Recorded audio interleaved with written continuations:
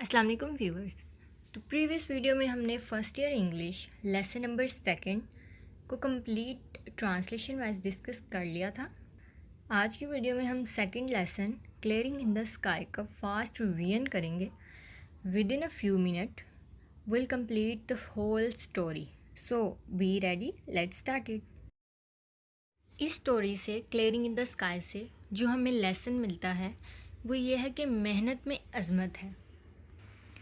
मतलब कि अगर हम फिज़िकली स्ट्रॉन्ग हों तो हम हर किस्म की जो डिजीज़ होती हैं उससे सेव रह सकते हैं।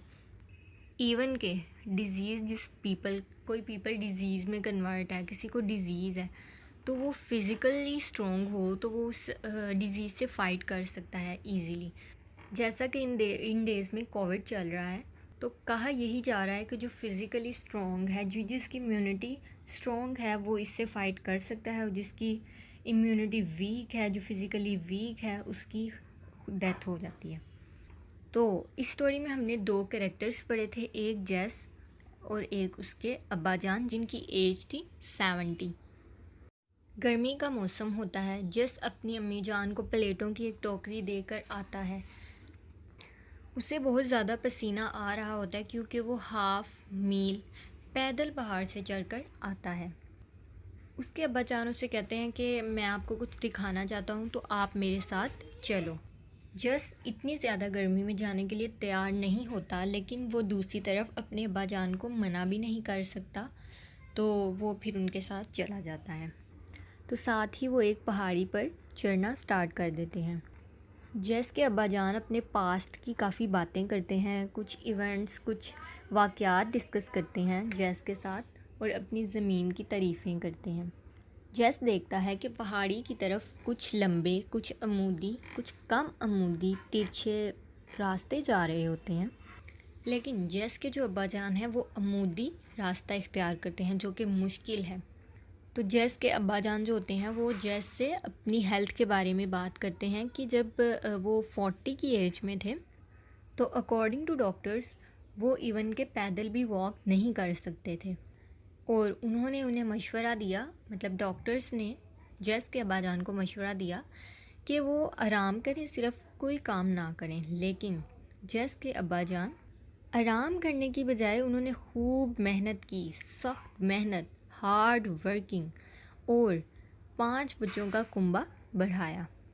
और इन्हीं दिनों जेस के अब्बाजान 8 डॉक्टर्स के पास जा चुके थे। सब डॉक्टर्स ने उन्हें यही एडवाइस की कि आप स्टिल रहें, सेफ रहें, कोई काम ना करें, जस्ट आराम करें। मगर उन्होंने डॉक्टर्स के ऑर्डर्स को एक तरफ रखा और खूब मेहनत मुशक्क़त की। शायद यही वजह थी कि वो इतने हेल्दी, इतने एक्टिव हो चुके थे। इसी ड्यूरिंग जेस सोच रहा होता है कि अब्बाजान मुझे दिखाना क्या चाह रहे हैं। तो जेस और उसके अब्बाजान चलते चलते पहाड़ की चोटी पर पहुंच जाते हैं। पहाड़ की चोटी पर एक साफ़ सुथरा सा खेत होता है, जिसके चारों तरफ बाड़ लगाई होती है। जेस पूछता है कि ये बाड़ क्यों लगाई गई है, तो उसके अब्बाजान कहते हैं कि अगर कैटल्स कहीं भागती हुई चरागाह में आ पहुँचें तो वो मेरे जो यैम्स, पोटैटो और टमाटोज़ हैं उनको मतलब नुकसान ना पहुँचाएं। उस क्लियरिंग में जेस देखता है कि टमाटर, रतालू और आलू होते हैं। जेस पूछता है कि अब्बाजान आपने ये खेत यहाँ पर ही क्यों काश किया, जबकि हमारे पास नीचे वादी में ज़ख़ीर ज़मीन मौजूद है। तो अब्बाजान कहते हैं कि ये नई ज़मीन है, आज से पहले यहाँ किसी ने कुछ नहीं बोया, और ऐसी ज़मीन में उगाई हुई सब्ज़ियाँ या फल बेहतर जायके की हामिल होती हैं। जैसा कि हमने प्रीवियस वीडियो में डिस्कस किया था कि जब हम फ़र्स्ट टाइम कहीं पे फसल उगाते हैं, तो जो फसल होती है वो ज़मीन से रूट्स के थ्रू ना मिनरल्स एब्जॉर्ब कर लेती है। तो देन हम जब सेकंड टाइम वहाँ पे फसल उगाते हैं, वो इतनी टेस्टी नहीं होती जितनी कि फ़र्स्ट वन होती है।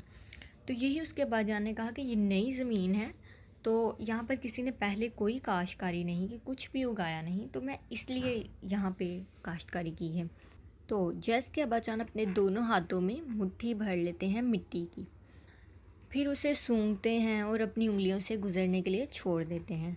मिट्टी हवा में ताज़ा हवा की तरह उड़ने लगती है। फिर जो जेस के फादर हैं वो फिर अपनी पास्ट की बातों में खो जाते हैं। उसके बाद वो वापस आने लगते हैं, तो वो कदरे आसान रास्ता अपनाते हैं जो होता तो उस रास्ते से 3 गुना बड़ा है जिससे वो चढ़े थे। तो जस पूछता है कि अब्बाजान ऊपर आने के लिए इतने ज़्यादा रास्ते क्यों बनाए। फिर उसके अब्बाजान उसे बताते हैं कि जब मैं बीमार था तो मैंने आसान और लंबा रास्ता बनाया, और जैसे जैसे मैं सेहतमंद हो गया मैं अमूदी रास्ते बनाता चला गया। उससे ये पता चल जाता था कि मैं कितना हेल्दी और स्ट्रॉन्ग हो रहा हूँ। तो इस स्टोरी से हमें यही सबक मिलता है कि हमें फ़िज़िकली स्ट्रॉन्ग होने के लिए हार्ड वर्किंग करनी चाहिए, काम करना चाहिए, ना कि ये कि हम बैठे रहें और कहें कि बस हम एक्टिव रहें बैठे बैठे। ऐसा पॉसिबल नहीं है। जो वीमेंस होती हैं वो एक्टिव इसलिए ही होती हैं क्योंकि वो घर के काम करती हैं। जैसे ही वो रोटियां पकाती हैं या कुछ भी काम करती हैं, डस्टिंग करती हैं, उनके हैंड्स मूव होते हैं, उनकी लेग्स मूव होते हैं, हर चीज़ ये एक हिसाब की एक्सरसाइज होती है। और कुछ वीमेंस ऐसी हैं जो कुछ भी काम नहीं करती, जस्ट स्टिल बैठी रहती हैं, उनके घर मेड्स आती हैं, काम कर, दैट्स इट। वो इतनी स्ट्रॉन्ग नहीं होती जितनी कंपैरेटिवली अदर वुमेंस जो कि घर का काम करती हैं। तो इस स्टोरी से हमें यही सबक मिल रहा है, यही लेसन हम इससे ले रहे हैं कि हमें हार्ड वर्किंग करनी चाहिए। जैस के अब्बाजान जो कि बहुत ज़्यादा बीमार थे, डॉक्टर्स ने उन्हें कहा था कि इवन कि आप चलें भी ना, बस अपनी जो ज़िंदगी के बाकी दिन रह गए हैं, जो चंद एक दिन रह गए हैं, उनको गुजारें। लेकिन जैस के फादर ने बिल्कुल भी ऐसा नहीं किया। उन्होंने हार्ड वर्किंग की और वो इतने स्ट्रॉन्ग, इतने पावरफुल हो गए जितना कि कोई यंग पर्सन होता था। तो उम्मीद है कि आपको स्टोरी अच्छी से समझ आ गई होगी। नेक्स्ट वीडियो तक के लिए अल्लाह हाफिज़। Thanks for watching.